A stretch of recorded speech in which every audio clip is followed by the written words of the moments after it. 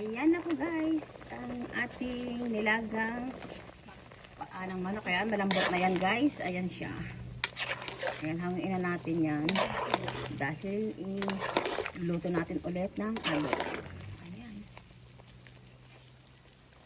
Ayan guys, yung pinaglagaan po natin ng chicken feet. Ayan, kasi malinis naman yan guys. Hinugasan natin mabuti yung chicken. Ayan.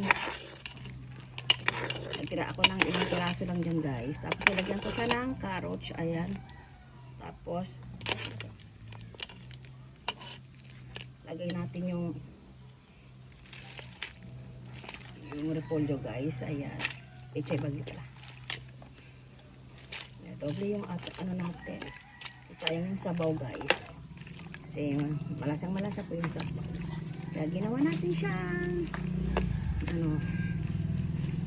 sabaw. Lagyan natin ng gulay para may pangsabaw po tayo dun sa adobong paa ng manok guys. Ayan.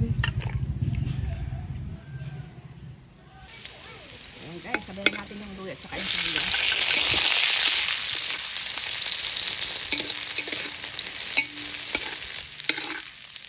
Ayan guys, lagyan natin yung chicken.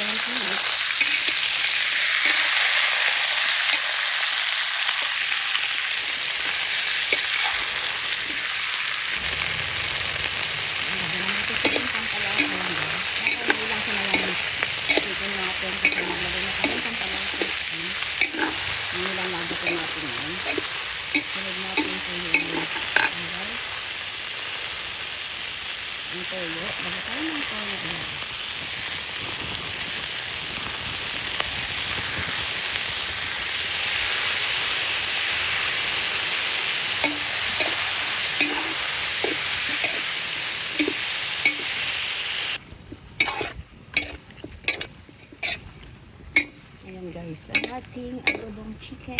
Ayan, ating hanggang to guys kulo. Okay na. Kasi ito naman na yung ating chicken. Saka malambot na din. Lagay tayo ng 2 sili.